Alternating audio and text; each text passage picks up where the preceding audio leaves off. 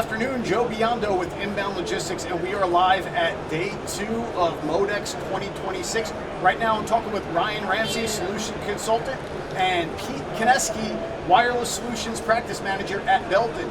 Ryan, Pete, how are you today? Great, thanks Joe. Doing great. So Pete, as you're talking with customers, what is the biggest pain point they are talking to you about this year compared to maybe 2 or 3 years ago? It's a great question, Joe. So what we're seeing now, and what I like to see is kind of one of the blog articles and white papers I've written in recent years is this transition we've had regarding how IT and OT environments are merging together. We usually call that IT-OT convergence. And I think what we've seen maybe in the last 10 to 15 years is a little bit more of where we've seen IT kind of becoming more prevalent in OT spaces. And for better or worse, that's kind of caused different ripple effects we're seeing within the OT market specifically. So I think in the last couple years specifically, as your question's asking, we're starting to see a little bit of a shift back to saying like, hey, we need to maybe start thinking through whether or not it's such a good idea to have more of these IT-based principles infiltrating OT and keeping them there, or maybe look for solutions more catered to our OT space, which look at things like, connectivity, availability, uptime, these important features of the OT environment, which may be a bit different than IT. So looking around the MODEX floor today, what is one thing you see that would have been unthinkable 5 years ago? I mean, it's hard to look around this floor and not think something related to AI, right? Yep. And so one thing Belden's been involved in here is, and we're no different than some of the floor attendees this week, is we're showcasing a solution we've developed around physical AI. And what does that mean in warehousing, right? And so physical AI has been a kind of an amalgamation of a partnership we have with NVIDIA and Accenture to use Belden's connectivity platform to enable things like the future of worker safety in warehousing, where no longer maybe there's a time frame in the next few years where instead of safety fences and light curtains and guardrails and these type of things, but more so AI and camera technology starting to become more prevalent in terms of making sure workers and forklifts and personnel are tracked in real time, all being delivered to an AI engine to help determine what the right path is for an individual to manage, to walk, for robots to roam, all those types of things. We're directly involved in some of that. So you've touched on a couple of different types of technology. With that in mind, what would you say is the biggest mistake you see companies making as they embark on a digital transformation journey? Well, we're actually standing under a sign here we talk about with the top reasons that 4.0 initiatives and pilots fail, right, in terms of scalability. Yep. And I think it's because what we end up seeing is that most pilots are focused on a specific use case attainment, and they're usually practiced within a very small subset of, let's say, a manufacturing or warehousing facility. And what they're not realizing is that without the proper infrastructure in place at the connectivity layer, that when they try to expand that pilot or that proof of concept or whatever you want to call it beyond that individual place it was used, they end up finding that they fail, right? Because they're not looking ahead, first and foremost, at how the infrastructure of data is going to be delivered to the systems it needs. And so we as Belden like to come in and make sure to remind our customers that, hey, if you're not quite familiar with how you need to create this connectivity layer within your facility, connecting disparate systems, islands of automation, Belden has services and products and solutions available to help our customers do just that.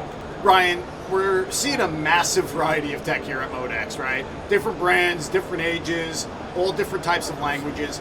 How does Belden's active connectivity platform act as the universal translator to make all of these disparate systems work together seamlessly? Well, this demo box right here will show a lot of Belden's capabilities of doing that, all the way from the wire and cable to the Lumberg I/O blocks. Right down here, we have I/O link technology, and you can communicate OPC UA, MQTT, REST API, and that could go into our DIN rail mounted switches here, and that could be communicated back and forth between the wireless radios. And we also can do any sort of protocol conversion you could possibly think of. So think of Modbus TCP to Ethernet IP, or any other protocol you could possibly think of to go across that. And then our our Greyhound switches there in the back show our ability to route and switch traffic. So a huge hurdle for managers is legacy equipment, right? And you're demoing and talking about the ProSoft solutions today. How do you help a company modernize their facility without having to rip out their older, perfectly functional machines? So we can use a good example of the Lumberg IO blocks here with IO Link, and we can give some machines that maybe have legacy products, maybe not even have a PLC, and add IO Link sensors to it and be able to pipe that up to our middleware BHDO and show the analytics and show things that the machine normally couldn't do. Pete, so you've been very vocal about this shift from Wi-Fi 6 to Wi-Fi 7.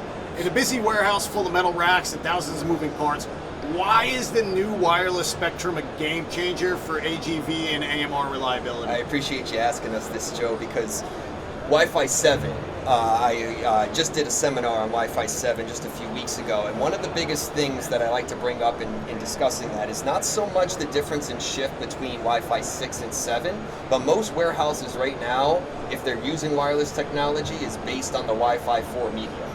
Wi-Fi 4 was great for its time, but you think Wi-Fi 4 was originally developed in 2009. It's already almost a 20-year-old technology.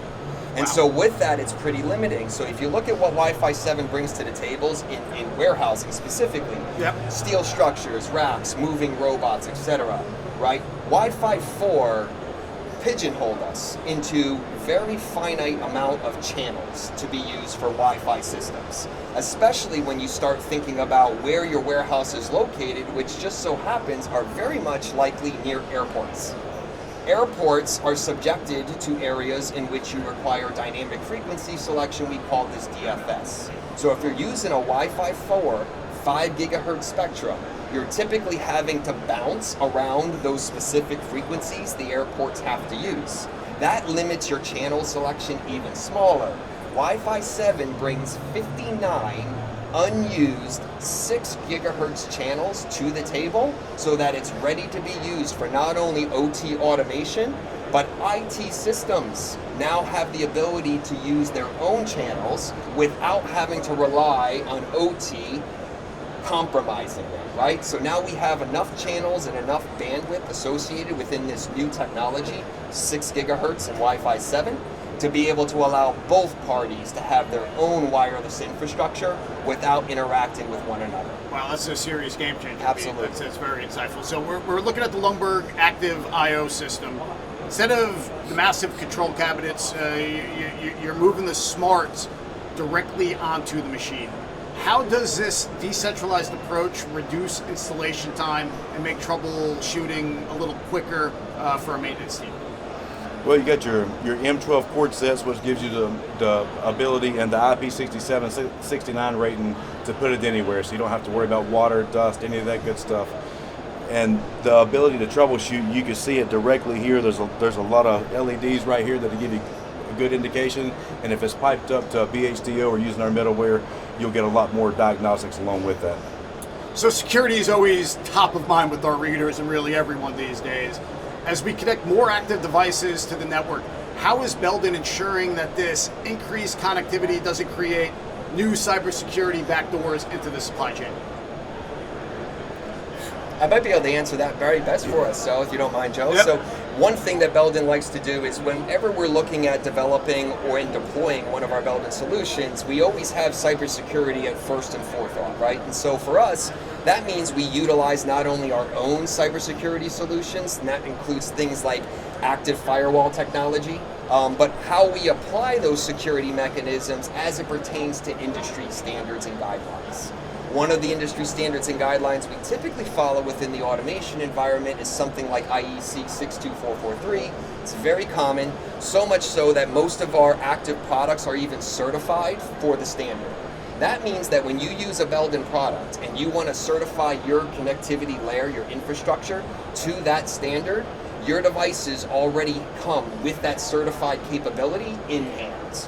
And so we're doing that as a manufacturer ahead of the time to tell our customers that, hey, we know that as things become more connected and they're more aware and they're more connected in terms of internet and IT, etc., cybersecurity is still at the heart of our development strategy.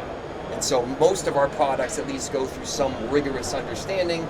Not only just that, but our solutions encompass software and physical security measures.